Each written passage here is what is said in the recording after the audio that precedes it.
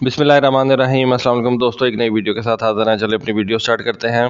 एक खबर आई है कि तुर्की और कतर के दरमियान एक मुआहदा हुआ है, जिस मुआहदे के तहत कतर जो है वो अपने तमाम रफाल तैयारे तुर्की के अंदर हाउस कर सकता है। यानी कि कतर की एयरफोर्स के जितने भी रफाल तैयारे हैं उनको कतर तुर्की के अंदर रख सकता है। ये एक बहुत बड़ी बात है। जैसा कि आपको पता है कि फ्रांस ने ये तैयारे दुनिया के मुख्तलिफ ममालिक को जो है वो सेल किए हुए हैं। रिसेंटली फ्रांस ने ये तैयारे जो है वो ग्रीस को भी दिए हैं, यूनान को भी दिए हैं। यूनान और तुर्की की आपस में इतनी ज्यादा अच्छे ताल्लुकात नहीं है। फ्रांस के भी तुर्की के साथ कोई इतने अच्छे ताल्लुकात नहीं है, लेकिन फिर भी क्योंकि दोनों नेटो के ममालिक हैं, इस वजह से कहीं ना कहीं से जाके उनकी कोई इतनी ज्यादा जो है वो दुश्मनी भी नहीं है। लेकिन फ्रांस जो है वो खुल्लम खुल्ला ग्रीस को सपोर्ट करता है। अगर आप हेलेनिक यानी कि जिसको हम ग्रीस की एयरफोर्स बोलते हैं और तुर्की की एयरफोर्स का मुकाबला करें तो आपको नजर आएगा कि दोनों एयरफोर्सेस के पास ऑलमोस्ट सेम जहाज हैं। हेलेनिक एयरफोर्स यानी कि ग्रीस की एयरफोर्स के पास भी F-16 है, टर्किश एयरफोर्स के पास भी F-16 हैं। हेलेनिक एयरफोर्स जो है वो पुराने F-4 जहाज इस्तेमाल करती है, तुर्की भी पुराने F-4 जहाज इस्तेमाल कर रहा है। हेलेनिक एयरफोर्स के पास फ्रेंच मिराज 2000 तैयारे मौजूद हैं, टर्की के पास ये मिराज 2000 तैयारे नहीं है। लेकिन अब ये जो बैलेंस ऑफ पावर है इन दोनों कंट्रीज के दरमियान में, इसको थोड़ा सा फ्रांस ने जो है वो डिस्टर्ब कर दिया है। फ्रांस ने ग्रीस को जो है ये रफाल तैयारे दिए हैं, अच्छे तैयारे हैं, और तुर्की के जो इस वक्त F-16 हैं वो ज्यादा से ज्यादा ब्लॉक 50 के F-16 हैं। तो इन रफाल तैयारों की वजह से हेलेनिक एयरफोर्स को एक एज हासिल हो गया है टर्किश एयरफोर्स के ऊपर।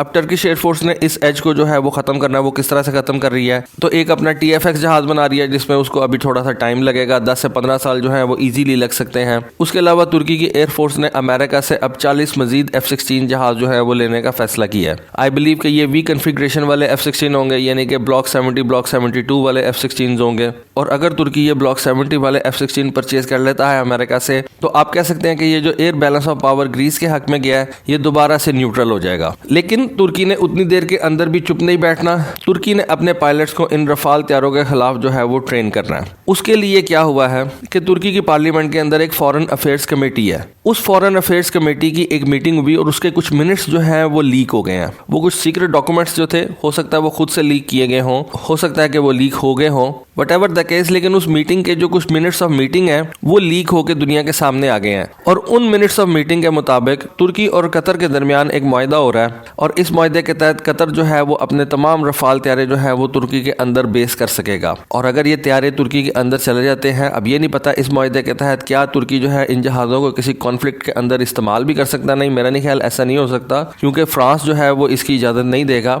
लेकिन एक पॉसिबिलिटी ये भी है कि क्या फ्रांस जो है वो इन तैयारों को तुर्की में रखने की इजाज़त भी देगा या नहीं। वेल, मेरा नहीं ख्याल कि वो कतर के सामने कुछ बोलेगा, क्योंकि कतर एक अच्छी बड़ी इकोनॉमी है और फ्रांस कभी भी कतर को जो है वो नाराज़ नहीं करना चाहेगा। देखिए, मैं आपको एक छोटी सी मिसाल देता हूँ। ये जो बड़ी कंट्रीज होती है ना, इनका काम होता है एक दूसरे के खिलाफ लड़ाना। एक तरफ तो फ्रांस ने ये रफाल तैयारे जो है वो ग्रीस को दिए, हेलेनिक एयरफोर्स को दिए, दूसरी तरफ वो कतर को ये इजाज़त भी दे देगा कि कतर जो है वो ये तमाम तैयारे जो है वो तुर्की के अंदर जाके रख दे।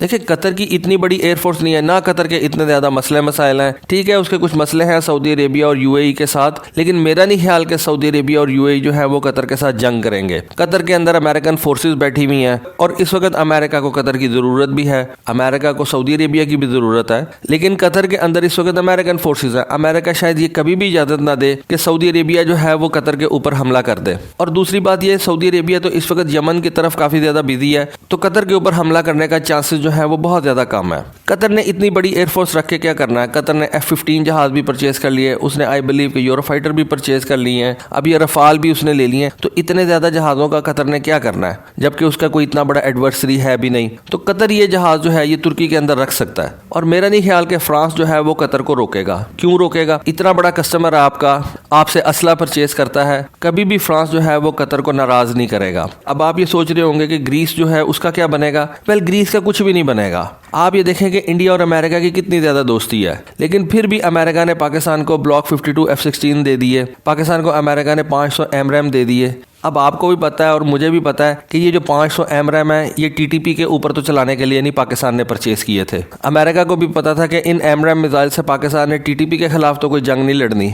ये 500 AMRAAM मिसाइल जो है ये इंडिया के खिलाफ हम इस्तेमाल करेंगे। ये जो बड़ी कंट्रीज होती है ना, ये दोनों तरफ से खेलती हैं। पाकिस्तान को 500 AMRAAM मिसाइल दिए, दूसरी तरफ से इंडिया के 2 जहाज पाकिस्तान ने करा दिए। अब वो इंडिया को मजीद ज्यादा असला जो है वो सेल कर सकेंगे। ये जो बड़ी कंट्रीज होती हैं, ये जो असला तैयार करती हैं, इनके फायदे में होता है कि ये जो 2 कंट्रीज हैं ये کانفلکٹ کے اندر رہیں. جتنا زیادہ کانفلکٹ ہوگا, جتنا زیادہ لڑائی ہوگی, ان کا اسلحہ اتنا زیادہ بکے گا. تو یہ چیز جو ہے یہ اس کی بھی فرانس اجازت دے دے گا کہ قطر اپنے یہ جو رفال طیارے ہیں ان کو ترکی کے اندر رکھ دے. ترکی ان کے اوپر اپنے پائلٹس کو ٹرین کرے گا. کل کو اگر ہیلینک ایئر فورس کے رفال طیارے آتے ہیں تو ترکی کو پتہ ہوگا کہ ہم نے ان کو کس طرح سے ٹیکل کرنا ہے. ہوگا کیا کہ فرانس جو ہے وہ ہیلینک ایئر فورس کو مزید اسلحہ سیل کرے گا, فرانس جو ہے وہ قطر کو بھی اسلحہ سیل کرے گا. تو یہ جو بڑے ممالک ہوتے ہیں یہ دونوں طرف سے گیم کر رہے ہوتے ہیں. تو دوستو یہ ایک انفارمیشن میرے سامنے آئی تھی, امپورٹنٹ انفارمیشن تھی, سوچا آپ کے ساتھ ڈسکس کروں. آج کے لیے بس اتنا ہی. Thank you. اللہ حافظ.